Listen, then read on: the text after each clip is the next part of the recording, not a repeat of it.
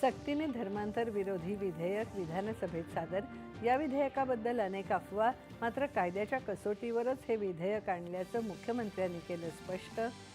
शिवसेना उबाठा पक्षाचा विधेयकाला पाठिंबा, मात्र धर्म स्वातंत्र्याला छेद देणारं विधेयक असल्याचं सांगत काँग्रेस, राष्ट्रवादी, शप आणि समाजवादी पक्षाचा विरोध।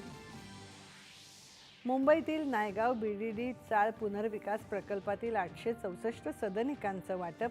पुनर्विकासाची कामं वेगाने करून मध्यमवर्गीयांना मुंबईतच घर देण्याची मुख्यमंत्र्यांची ग्वाही। सुरक्षित, सुसज्ज आणि सन्मानाने जगता येईल असं घर सर्वसामान्यांना मिळावं हा महायुती सरकारचा दृढ संकल्प असल्याचं दोन्ही उपमुख्यमंत्र्यांचं प्रतिपादन। राज्यात एलपीजी सिलेंडरचा काळाबाजार आणि साठेबाजी रोखण्यासाठी पोलिसांची पथकं तैनात। पुन्हा रॉकेल वाटप करण्याची सरकारने न्यायालयाकडे मागितली परवानगी।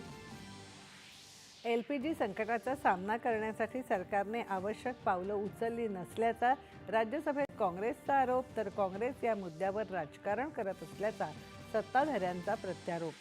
देशांतर्गत एलपीजी उत्पादन 36% वाढलं असून ऑनलाईन एलपीजी सिलेंडर बुकिंग सुमारे 84%वरून 90%पर्यंत वाढल्याची पेट्रोलियम मंत्रालयाची माहिती।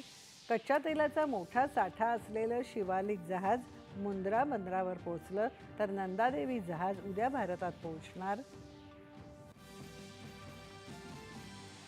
भारतीय मुत्सद्देगिरीला यश, इराणशी थेट संवादामुळे भारतीय तेलवाहू टँकर्सचा मार्ग सुकर झाल्याची परराष्ट्र मंत्र्यांची खाजगी माध्यमाच्या मुलाखतीत माहिती। होर्मुझच्या सामुद्रधुनीला संरक्षण पुरवण्यासाठी ब्रिटन आणि फ्रान्ससह 7 देशांना अमेरिकेचे राष्ट्राध्यक्ष डोनाल्ड ट्रम्प यांचं मदतीचं आवाहन, मात्र मित्र राष्ट्रांच्या मदतीबाबत सावध पवित्रा। One battle after the other या चित्रपटाला सर्वोत्कृष्ट चित्रपटाचा ऑस्कर पुरस्कार। मायकल जॉर्डन उत्कृष्ट अभिनेता, तर जेसी बकले ठरली सर्वोत्कृष्ट अभिनेत्री। आणि सुप्रसिद्ध साहित्यिक राजू बाविस्कर यांच्या काळ्या निळ्या रेषा या आत्मचरित्राला साहित्य अकादमी पुरस्कार जाहीर। नमस्कार, सातच्या बातमीपत्र